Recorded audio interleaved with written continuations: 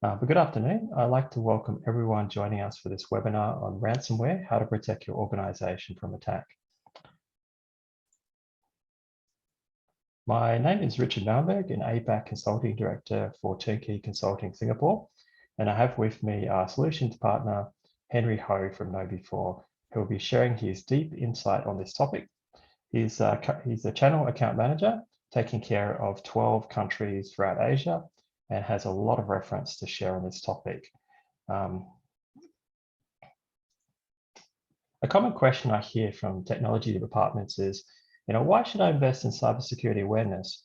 When we pay for the latest security technologies, we have antivirus software, we have best firewall software, PCs, laptops are all locked down.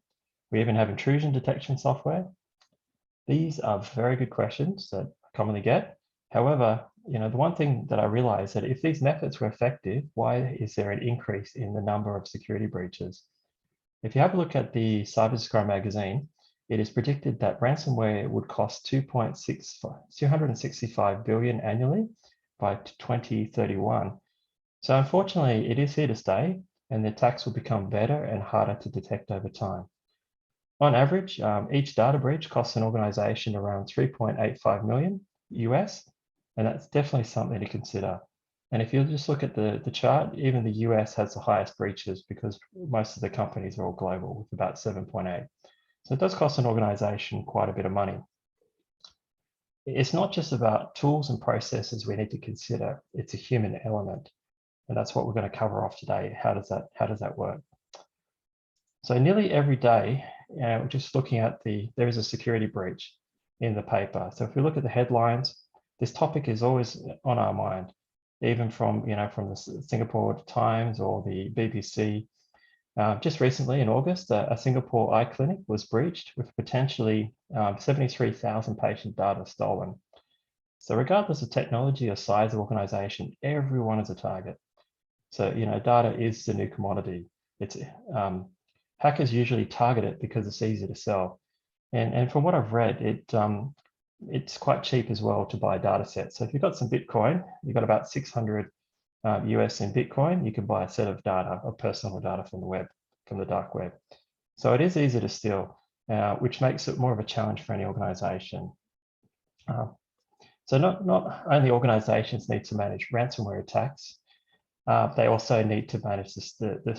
On the 1st of February this year, the Singapore government made it mandatory to report all security breaches. So what does that actually mean for us? And Henry will cover some of these topics in a bit more detail. So even from my own point of view, on 2nd of October 2019, I received an email from the Australian National University where I attended that I was a victim of a data breach. At the time, my first thoughts were, why didn't they protect my personal data better? Why didn't they have better firewalls or securities? However, they did provide us a very detailed report on the incident. And after reading it, coming from a cybersecurity background, I was very surprised. And this is what it stated, that a forensics investigation found that data breach was the work of a highly sophisticated actor using a targeted spear phishing email that did not require the affected staff members to download an attachment or click on a link. It was really shocking in its sophistication. And this is what they wrote. And if you just have a look at the figure that I provided, it's not just a simple email that they send out at random. But when you're targeted by a company or a sponsor, they can be very sophisticated in terms of targeting a particular group of people, whether it's IT or whether it's like a director or high end, and then they take their time to carefully, meticulously go through that data, look at opportunities and gaps in the system. As you can see from the diagram, it took them over a few months to really get into the system. And so it's one of those things that, that's why I've invited Henry to discuss. So I'd like to run a poll now. Has anyone ever been a victim of a ransomware attack, just personally, or whether the organization has been? Okay. And we'll get the results from that in a second as well. All right. So what they normally do is that the one thing about these companies, they build trust to target and to identify the weakest link in an organization. And then over time, they like to focus on it. But with that in mind, coming from expert, I'd like to hand it over to our expert in the field, Henry Ho from KnowBe4. He's a person that is passionate about helping organizations protect from a serious breaches. So from this example, Henry, please help us. So I'll hand it over to you, Henry. With pleasure. Thank you, Richard. So allow me to quickly share my screen.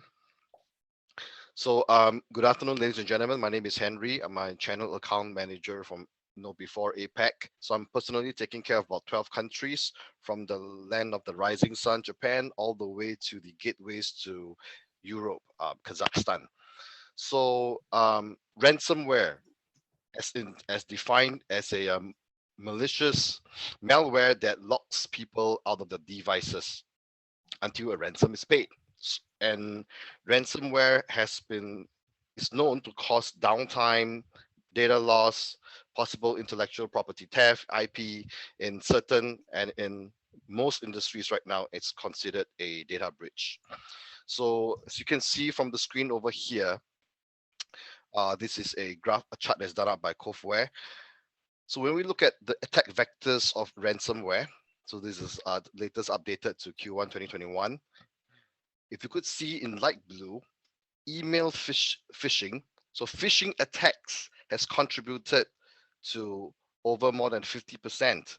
It was at its peak during Q4 2020. So the dynamics have shifted so much so that organizations are looking beyond the traditional layers of security, and that the human layer, the understanding whether your end users are literate enough to make better security decisions. So it is with this that we could, I wouldn't say we could safely say that ransomware has gone nuclear globally, worldwide. So these are what the experts have forecasted, that more than $20 billion are the projected ransomware damages costs for this year. So the next slide over here, this is some of the examples. And on your right, as you can see, this particular visual, it is a ransomware by WannaCry. And this particular ransomware has been active in Asia over the past few years.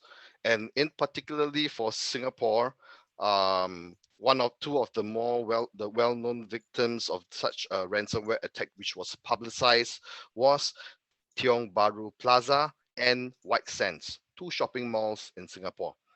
All right, and looking out in ASEAN context, several hospitals, small and medium enterprises were also victims of such attacks. So you see the myth of ransomware attack that only happens for the most lucrative of organizations, that's not true.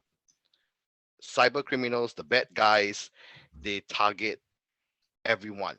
And it just so happens that they see which fish bites the bait. So it is with this that I would like to share further that ransomware being on the rise, we have been seeing phishing attempts increasing over 64%. BFSI banks overall have seen a 520% increase in ransomware and phishing attempts. And the number of connections in open Wi-Fi networks also rose in 243%. Number of usernames and passwords exposed on dark web has went up over 429%. So you see earlier, Richard mentioned about, on a personal context as a victim of a data breach.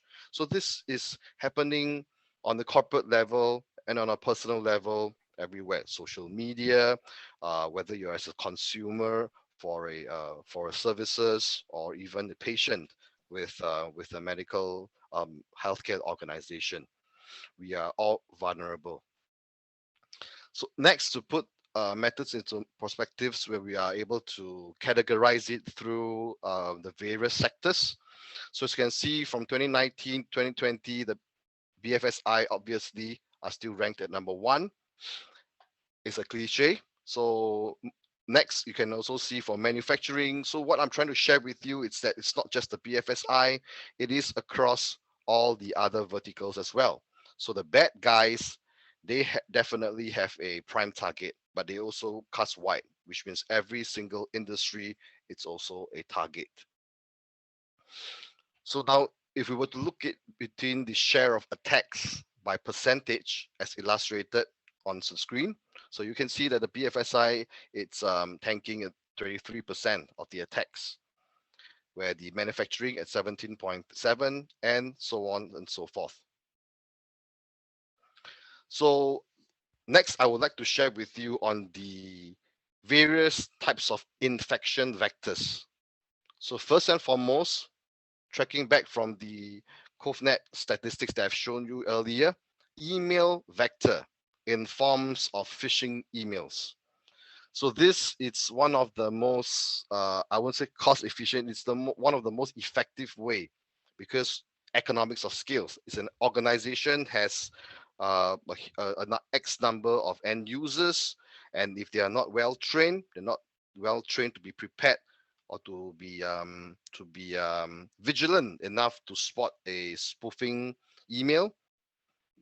That's where they have a huge surface area of attack. So email vector is by far one of the most popular ways of infection vectors. The next would be a drive-by download. So drive-by download typically stems from a compromised website or through an outdated browser.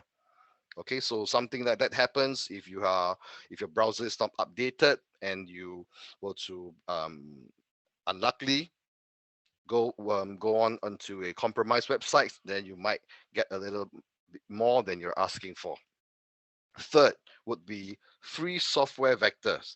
So free software vectors will be examples like free software, cracks for pirated programs, softwares, modifications for software or for games, for example. So this is a very common infection vectors, but more so on a personal level. So imagine if yourself or your children, family members using your personal laptop to download pirated software, free software with cracks, it most definitely will have a Trojan embedded in. And with that, if you would access personal emails or work emails, then that leaves a threat. So next, last but not least, would be remote desktop protocol, RDP. So the RDP, what it stands for, it's mostly stemming from unpatched vulnerability and weak username IDs and passwords, which is what I have shared with you earlier on the first slides. All right, so these are the 5 types of infection, most common infection vectors. Next, I will move on to ways to prevent ransomware attacks. Number 1, top of the list, security awareness training. Why? Because I'm from Know Before. So through no order is it's just for references. So security awareness training, what it really means, tailored training. We want to be able to let me paint it in this way. You have a house. We have the windows, the roof, all will be equivalent to the layers of security. A well-guarded door with the best digital lock in place. You got the window panes, grills, everything all up with the roofing. All these are your multiple layers.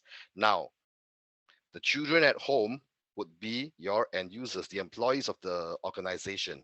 Now, if we don't train our children, aka the employees, how to spot a bad guy, how sure could you be if they are able to open the door for the wrong people? So this is why security awareness training is important. Next, internet security products. Definitely that will be essential, following with the various antivirus software, anti-malware software, whitelisting software, and backup solutions. So some of the ways to prevent a ransomware attack, allow me to summarize and articulate this to you so you just can catch on to the main header. Tailored training. In summary, you can buy the latest and the best technologies covering for all the other 6 known layers of security. But as I mentioned earlier, if you don't train your employees to respond or to even be able to keep guard, stay vigilant, then you're leaving yourself vulnerable at the end of the day, right? So specific training for ransomware response, that's essential. And the next way would be basic cybersecurity hygiene. So one of the ways for this would be having the updated antivirus software.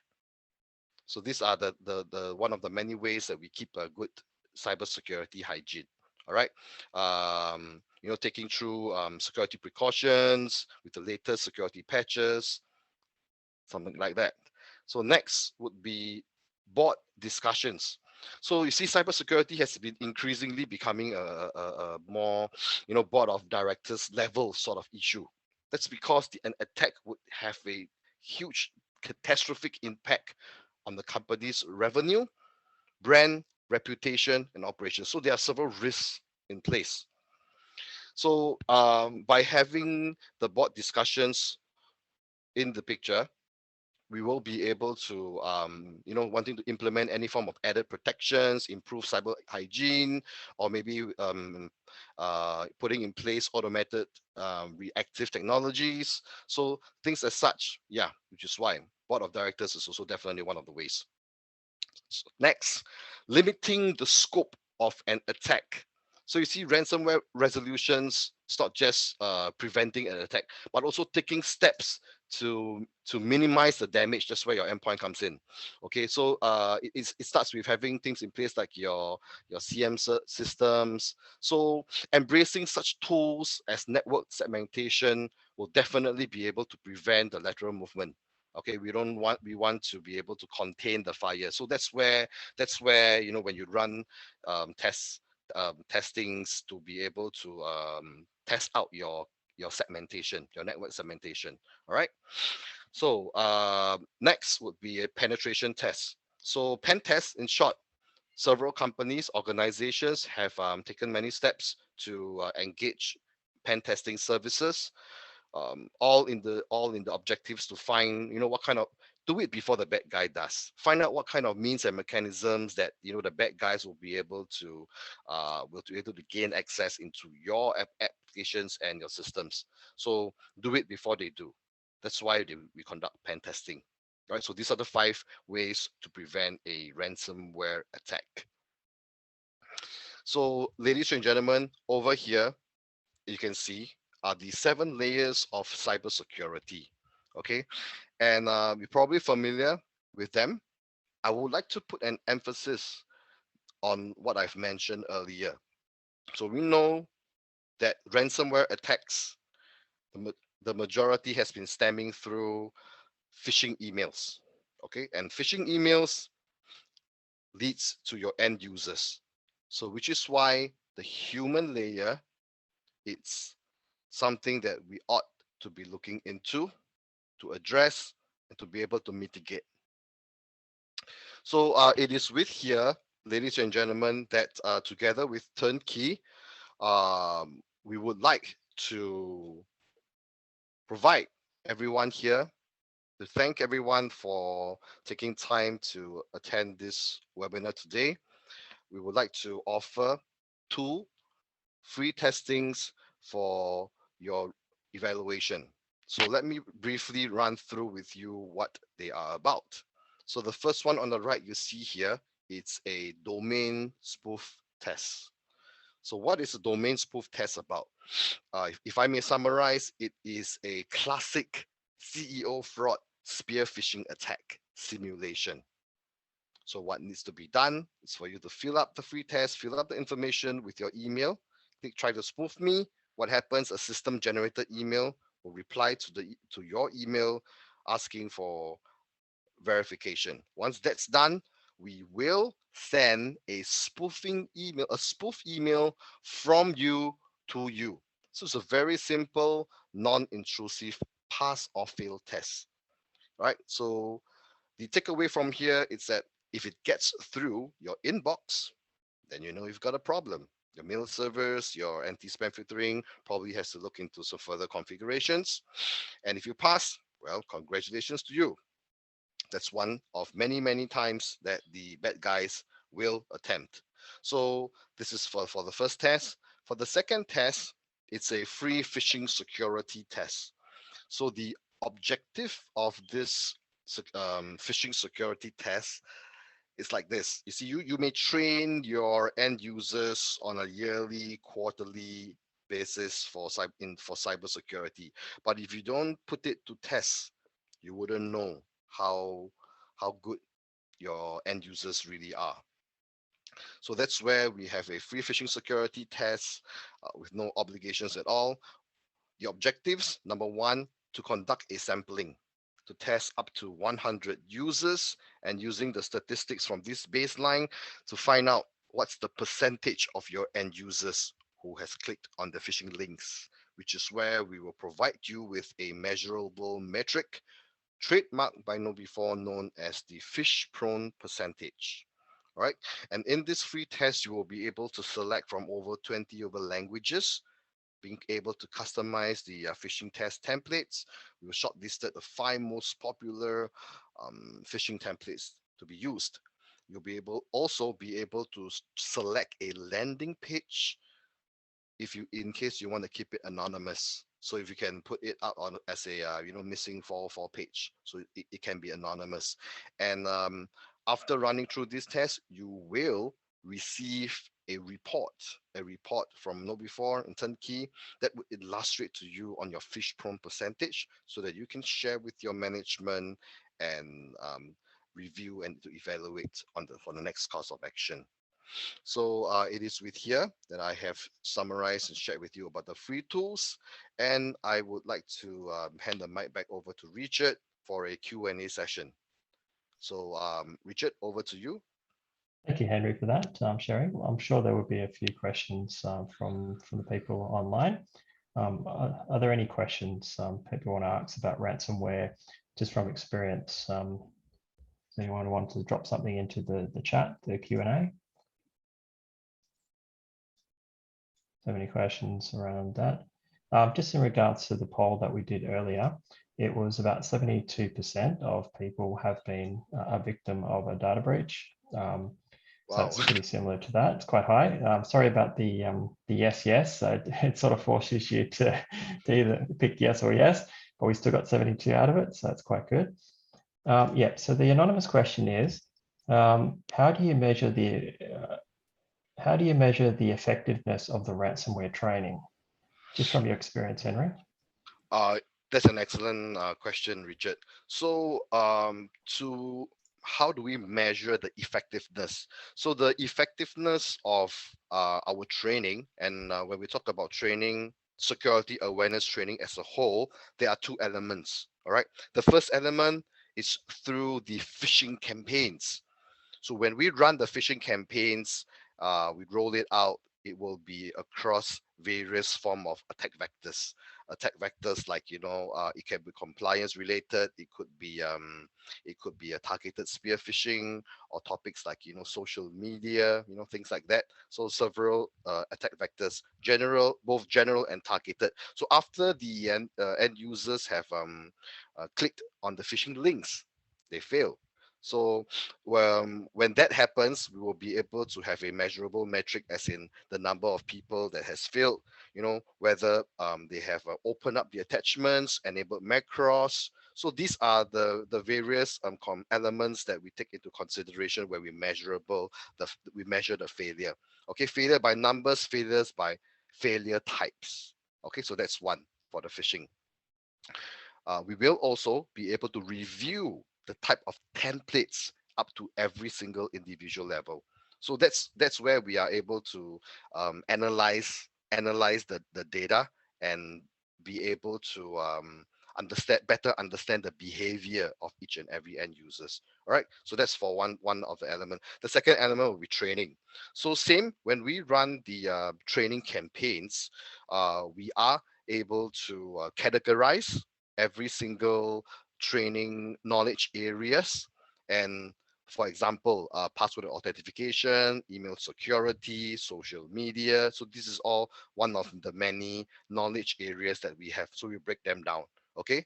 And after the end users, the employees have taken the assessments, the quizzes, we will be able to again analyze the results from each of the respective knowledge areas, so that when we conduct the next following training campaigns, it will be a data driven decision. We will evaluate from the results to see where are the most vulnerable and weak knowledge areas. Then we will train the users to make it a much more targeted training. So that's where we are able to have the best of both worlds through the phishing campaigns and the training campaigns to be able to bring down the risk scoring of the entire organizations. Yeah, so that's how I would summarize that. That's a very good answer, Henry. We have another question. So, do you think the threat of ransomware has become more severe during the COVID-19 pandemic? If yes or no, why? Based on what you've seen. Yeah, that's a hard yes. That's a hard yes.